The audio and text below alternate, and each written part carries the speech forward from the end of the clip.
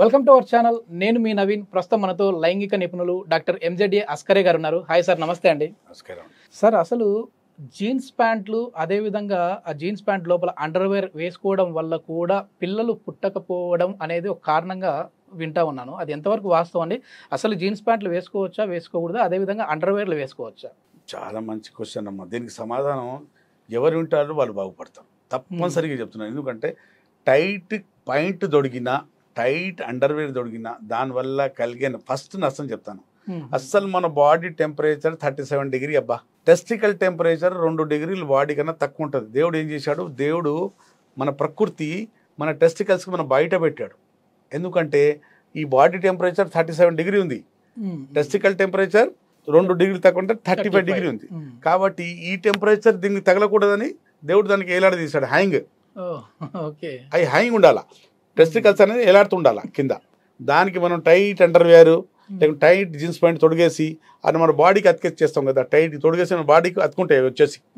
మన బాడీలో ఉన్న టెంపరేచర్ దాంట్లో ఎంటర్ అవుతుంటుంది. దేంట్లో? టెస్టికల్. ఓకే.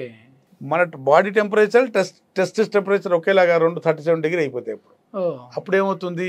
వీర్యంలో వచ్చే కణాలు చావటం మొదలవుతాయి. శుక్ర కణాలు ఉత్పత్తి అవ్వవు, అయినా కూడా చస్తుంటాయి. ఎందువల్ల? మనం లొంగోటేసి కడతాం. ఎప్పుడైనా టైట్ జీన్స్ ప్యాంట్ తొడుగుతాం, టైట్ అండర్వేర్ తొడుగుతాం, తొడిగేసి మన బాడీకి అతికిచ్చేస్తాం. మనం అండర్వేర్లు వేయాలి, వేయకపోతే ఈ వరబీజాలు లాంటివి వస్తూ ఉంటాయి అని చెప్పేసి విన్నాను కదా సార్. అసలు అండర్వేర్ వెయ్యాలా వెయ్యకూడదు అనేది కాంట్రవర్షియల్ టాపిక్ అది. అయినా నేను చెప్తాను ఈ మీద. ఏంటంటే పాతకాలంలో స్త్రీలు లంగాలు కట్టుకునే వాళ్ళు, మగవాళ్ళు లుంగీలు కట్టుకునే వాళ్ళు. అప్పుడు మనం ఇక్కడ కూర్చుంటే జననాంగాలు కనిపిస్తాయి అనే భయంతో చడ్డీలు వేసుకునేవాళ్ళు. అది కూడా పెద్ద పెద్ద చడ్డీలు. ఇప్పుడు ఆ ఫ్యాషన్గా మారి ఆ పెద్ద పెద్ద పోయి చిన్నగా అయిపోయి టైట్ అయిపోయినాయి చడ్డీలు. ఆ టైట్ అయిపోయి ఏం చేస్తున్నాయి? అంగానికి మన టెస్టికల్ తీసుకెళ్ళి బాడీకి అతికిచ్చేస్తున్నాయి. దానివల్ల బాడీ హీట్ అనేది టెస్టికల్లో చేరే వరకు అక్కడున్న మన సీమల్లో ఉన్న కణాలు మొత్తం చావడం, దాని కదలిక, దాని షేప్ అన్ని పాడైపోవడం జరుగుతుంది.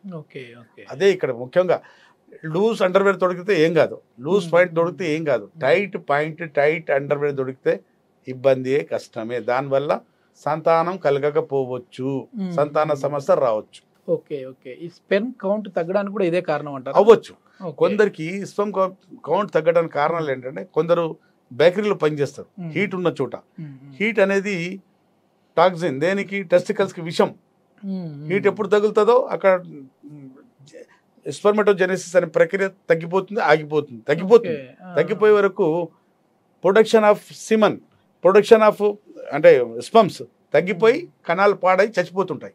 హీట్కి దూరం ఉండాలి. Okay okay. ఇప్పుడు అతిస్పర్శ అని చెప్పేసి కొన్ని వింటా ఉంటాం సార్. అంటే అక్కడ యోని వద్ద అంగం తగలగానే శీఘ్రస్ఖలనం అయిపోతూ ఉంటుంది అని చెప్పేసి వింటూ ఉంటాం. అది ఎందుకు కారణం ఏంటంటారు? చాలా మంది హస్తప్రయోగం చేసే వాళ్ళలో ఒక 35-40% మంది హస్తప్రయోగం చేసుకునే వాళ్ళలో తన పార్ట్నర్ అంగం వైపు చేయి తీసుకొచ్చి పడుతుండగానే, చేయి పైన పెట్టగానే అంగం వైపు పట్టుకుంటారు కదా జననాంగాలు. భార్యలు కూడా పట్టుకుంటారు. మన అంగం ఇలా పట్టుకుండగానే వీరం బయటికి వచ్చేస్తారు. అతిస్పర్శ అంటే హైపర్ సెన్సిటివ్ ఆఫ్ పెన్నిస్. పెన్నిస్కు చెప్పాను కదండి, పెన్నిస్కు దేవుడు సెన్సిటివ్ ఆర్గన్ ఇది. ఇది హైపర్ సెన్సిటివ్ కాకూడదు. మన ఇప్పుడు యోనిలో అంగం ఇలా వెళ్ళేటప్పుడు ఎక్కడెక్కడ స్ట్రోక్లు కదలికలు వస్తున్నాయో, ఈ నరాలు ఉంటాయి కదా ఇక్కడ ఉన్న గ్లాస్, మనకి తెలుస్తుంటుంది మనం ఎలా స్ట్రోక్లు ఇస్తున్నాం, ఎక్కడెక్కడ తగులుతున్నది. ఆ నరాలు ఎప్పుడు స్పర్శగా అంటే అతిగా స్పర్శ అవుతుందో, అది హైపర్ సెన్సిటివ్గా మారుతాయో, అప్పుడు వీర్యం తొందర బయటికి రావడం జరుగుతుంది. సిగ్నల్స్ తొందరగా వెళ్ళిపోతుంది అంగానికి, మన బ్రెయిన్కు. అంగం చేయబట్టుకోగానే సిగ్నల్ డిశ్చార్జ్ చేస్తూనే ఉంటుంది. అంత అతిస్పర్శ పెరుగుతుంది. ఎందుకు అంటే హస్తప్రయోగం వల్లే. అతిగా హస్తప్రయోగం చేయడం వల్ల సెన్సిటివ్ పెనిస్ వస్తుంది. సెన్సిటివ్ పెనిస్ వచ్చినోడు సరిగా సెక్స్ చేయలేడు. మా దగ్గర పలచబడడానికి కారణం ఏంటి సార్? మామూలుగా వీర్యం పలచబడడానికి కారణం అదేనండి, నేను చెప్పాను కదా. అతిగా హస్తప్రయోగం చేయటం, టైట్ బట్టలు తొడగటం, హీట్ అంటే హీట్ దగ్గర ఎక్కువ ఉండటం, ఎక్కువ బూతు సినిమా చూడటం వల్ల సీమన్ పలచగా అవుతుంది. అసలు సీమన్ ఉత్పత్తి చేయడానికి చాలా మంది సీమన్ ఎక్కడ ఉత్పత్తి అంటే బీజకోశాలు అనుకుంటారు. తప్పు. సిమన్ బీజకోశాల్లో అంటే టెస్టికల్ ఉత్పత్తి చేయండి. Critical కాదు. టెస్టికల్ ఉత్పత్తి చేస్తే ఇస్పమ్స్ అంటే వీర్య కణాలే ఉత్పత్తి చేస్తాయి. ఓకే. సెమినల్ వెజికల్ అనే ఒక గ్రంథి, 2 గ్రంథులు ఉంటాయి చిన్నవి. Seminal vesicle, prostate gland, bulbourethral gland, ఈ 3 గ్రంథులు వైట్ పదార్థం ఉంటుంది కదా, పిగ్మెంటేషన్, అవి ఉత్పత్తి చేస్తాయి. ఓకే. ఓకే. కాబట్టి హస్తప్రయోగం చేయవద్దండి. నేను చెప్పేది జనాలకు, యువకులకు నా సందేశం ఏంటంటే హస్తప్రయోగం బూత్ సినిమాలు ఉన్న ఒకవేళ మీకు అలవాటు ఉంటే మానేసుకోండి. అలాగే గుట్కా, సిగరెట్, ఆల్కహాల్ ఇవన్నీ సేవించడం వల్ల కూడా అంగస్తంభన సమస్య, వీరకణాల సమస్య రావచ్చండి. పొగ తాగడము, మద్యం సేవించడం వల్ల కూడా వస్తుంది ప్రాబ్లం. అదే చెప్తున్నాను కదా. ఓకే.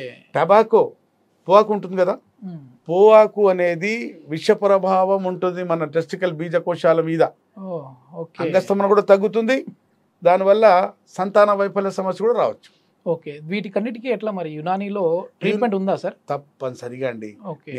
అతిగా హస్తప్రయోగం చేస్తున్న వాళ్ళకు వచ్చిన అంగస్తంభన సమస్య, శీఘ్రస్ఖలన సమస్య, ప్రీకం అనే సమస్య, సెన్సిటివ్ పెన్నిస్ అనే సమస్యకు, సంతానలేమి సమస్యకు, అంగం సైజ్ చిక్కుపోయినా, పల్చగైపోయినా, సన్నగైపోయినా, సెన్సిటివ్ మారిన, అంగం ముందు లావుండి వెనుక పల్చగైపోయినా, రూట్ ఆఫ్ ది పెన్నిస్ పల్చగైపోయినా, సెక్స్లో అసమర్థత అంటే సెక్స్ లేని స్థితిలో ఉన్నా కూడా, మొత్తం మగతనం పుట్టుకతో మగవాడుగా ఉండి మధ్యలో మగతనం పోయినా కూడా, ఈ అన్నిటికీ పర్మనెంట్ శాశ్వత నివారణ సొల్యూషన్ చికిత్స ఉంటుందండి, సైడ్ ఎఫెక్ట్ లేకుండా. ఓకే. అదే సార్, అంటే ఇదే నెక్స్ట్ క్వశ్చన్ అడుగుతా ఉన్నాను. ఏంటంటే అలోపతిలో మనకి కొన్ని మెడిసిన్స్ కంటిన్యూగా వాడితే సైడ్ ఎఫెక్ట్స్ వస్తాయి, వాటికే బానిస అయిపోతారు. అదేవిధంగా హార్ట్కి కూడా సంబంధించి ప్రాబ్లమ్స్ వస్తూ ఉంటాయి. సెల్డినోఫిల్ మెడిసిన్ అందులో ఉంటుంది. మనం అంటే ఒక కంపెనీ గురించి చెప్పడం ఎందుకు, మెడిసిన్ మాట్లాడదాం. ఆ సెల్డినోఫిల్ ఎక్కువ వాడడం వల్ల హార్ట్ అటాక్స్ కూడా వస్తాయని చెప్పి ఉన్నాం. మరి అది యునానీలో ఎంతవరకు సేఫ్ అంటారు ఇవి మెడిసిన్స్ వాడితే? ఫస్ట్ యునానీ గురించి చెప్పాలంటే, యునానీ ఇప్పటిది కాదండి. ఆయుర్వేదిక్ వచ్చే 3,000 నుంచి 5,000 చరిత్ర ఆయుర్వేదిక్కి ఉంది. దానికన్నా ముందు నుంచే యునానీ ఉంది. యునానీలో పూర్వకాలంలో మనం పూర్వంలో వెళ్ళి చూస్తే హిస్టరీ, రాజులు మహారాజులు 5 మంది 10 మంది మహారాణులకు మెయింటైన్ చేయడానికి యునానీ మందులే వాడేవారు. యునానీ తప్ప గత్యంతరం లేనేలేదు, ఏది లేదు. చెప్తాను. యునానీ ఆయుర్వేదిక్ అంటే తేడా అంటే చాలా మందికి మాకు అడుగుతుంటారు. యునానీ అంటే వనమూలికలతో ట్రీట్మెంటే, ఆయుర్వేదిక్ అన్నా కూడా వనమూలికలతో ట్రీట్మెంటే.